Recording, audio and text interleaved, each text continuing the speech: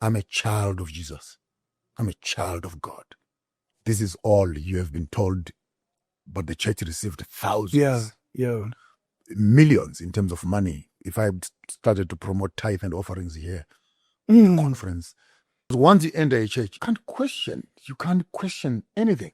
Muslims leave their shoes at the door. Christians leave their brains. Joshua Maponga, seorang filsuf sekaligus uskup asal Zimbabwe. Ia dikenal dengan arah pemikirannya yang cukup nyentrik karena banyak pernyataannya terkait agama Kristen menjadi kontroversi. Kapitalisme agama dan teologi kemakmuran adalah salah satu kritik utama Maponga terhadap gereja modern, terutama yang beroperasi di Afrika dan Amerika. Maponga memandang beberapa aspek fundamental dari sistem gereja yang menurutnya menghambat kemajuan spiritual dan sosial jemaatnya.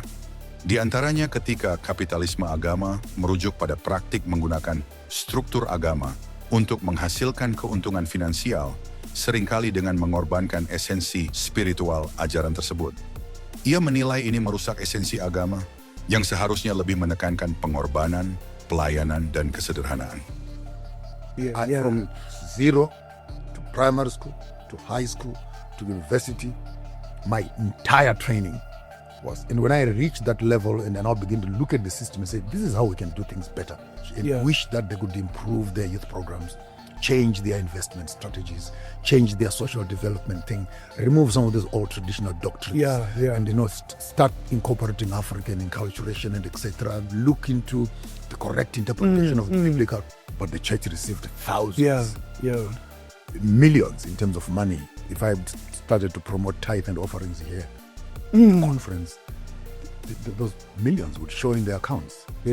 But the reality that even what you call brilliance, the church does not reward brilliance.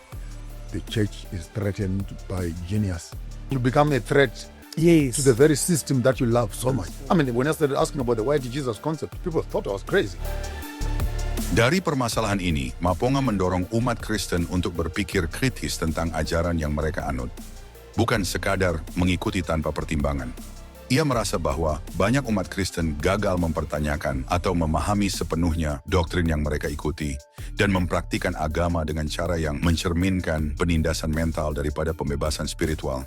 Karena banyak gereja mengajarkan doktrin yang tidak boleh dipertanyakan, menuntut kepatuhan penuh tanpa ruang untuk berpikir kritis. Namun pandangan ini menuai kontroversi. Tak sedikit yang merasa tersinggung, menganggap kritik Maponga terlalu mainstream dan bisa menggoyahkan keyakinan jemaat, bahkan mungkin menentang kebijakan gereja. When identity is shaken, your foundation of truth shakes. There's emotional, mental, cognitive dissonance in all levels. Because what gives you purpose is that foundation. So when you come around and you challenge Christianity to someone who has used that as the basis of their identity, I'm a child of Jesus. I'm a child of God. I'm a child of Abraham. Isaac and Jacob are my forefathers. And I inherited the sin of Adam. And through the second Adam, I am being redeemed. And if Adam sinned and the whole world has sinned, why does Jesus not die and everybody else is saved? So are you saying that the sin of Adam is stronger than the blood of Jesus? But that's a theological debate for another day. But when you come and you tweak that foundation psychologically, people get offended. Melihat fenomena ini, Maponga melirik penganut agama Islam sebagai tolak ukur bagaimana penganut agama lainnya harus bersikap. Ia menilai bahwa umat Islam lebih kritis dalam memahami agamanya secara mendalam dan tidak pernah mengklaim sesuatu atau apapun tanpa penjelasan yang logis dalam ajarannya. Dari hasil pengamatannya ini, Maponga berhasil membuat sebuah pernyataan yang cukup kontroversi dan menyindir tajam umat Kristen khususnya di Afrika. Secondly, people get angry because in terms of cultural identification, whether it is family, 2-3 generations later, this is all you have been told has become part of you. So people have an emotional, sentimental connection to the lies. They've literally accepted that. Hence you find that a whole professional doctor, when he enters the church, he puts his brains at the door. And I passed a comment once and I almost got that Muslims leave their shoes at the door, Christians leave their brains.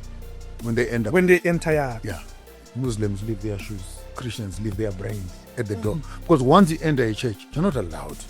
You can't question anything. So if I tell you that you are a sinner, you must accept it.